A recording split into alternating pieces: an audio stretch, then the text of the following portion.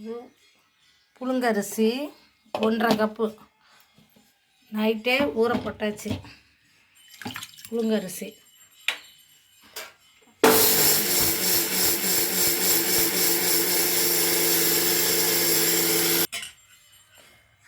லைட்டாக தண்ணியை தெளித்து தான் அரைக்கணும். ரொம்ப தண்ணி ஊற்றி அரைக்கப்படாதும், தண்ணியை தெளித்து அரைக்கணும்.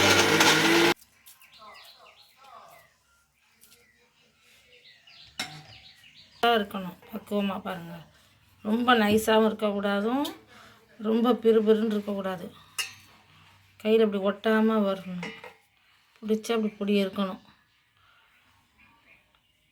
அடுத்தது சின்ன வெங்காயம்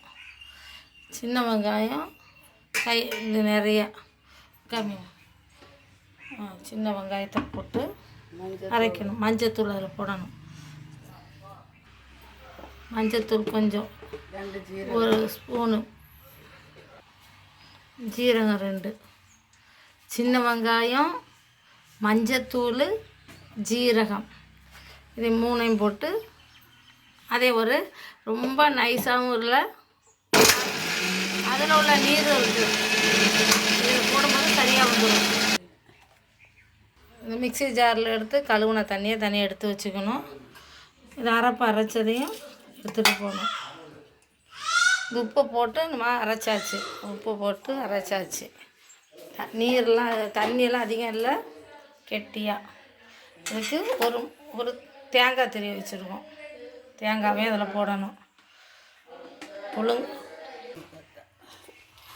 கொழுக்கட்டை பிடிக்கிற மாதிரி தான். இது மஞ்சள் கலர், மஞ்சள் போட்டிருக்கிறதுனால மஞ்சள் கொழுக்கட்டை, அவ்வளோதான்.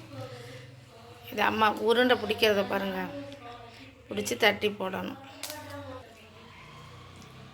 உருண்டை பிடிச்சி வச்சுட்டு அப்புறம் தட்டி போட்டோம்.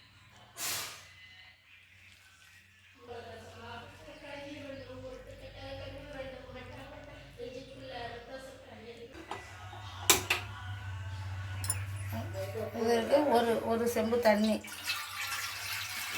ஒரு செம்பு தண்ணியும் இந்த அரிசி, இந்த இது மிக்ஸி கழுவி வச்சுருந்தோம்ல, மிக்ஸி கழுவி வச்சுருந்த தண்ணியும் சேர்த்து ஊற்றுறோம். ஊற்றி நல்லா தண்ணி கொதிக்கட்டும். 1.5 கப்பு ஊற போட்ட அரிசி, புழுங்கரிசி, அதுக்கு 26 உருண்டை வந்திருக்குது. உங்களுக்கு அளவுக்கு தகுந்த மாதிரி அரிசியோட அளவை கூட போட்டுக்கோங்க. தண்ணி பாருங்கள் நல்லா வெட்டி கொதிக்குது.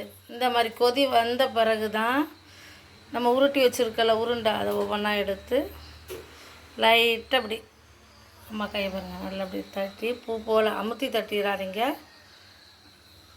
அமுத்தி தட்டாமடி பூ போல் இதுவாக தட்டி இப்படி கொதிக்கல ஒவ்வொன்றா போடணும். நல்லா கொதி வெந்த பிறகு அது அழகாக இப்படி வரும். அதே மேலே மிதக்கும் போது தான் அது வெந்துருச்சுருக்கணும். கிண்டியை தான் விட்டுறக்கூடாது, கிண்டாமல் மெதுவாக எடுக்கணும். இந்த கொழுக்கட்டையை எடுத்துட்டு இந்த தண்ணி இருக்கும் பார்த்தீங்களா, அந்த தண்ணியும் நல்லா குடிக்கலாம். அதுதான் சூட்டை தணிக்கும்.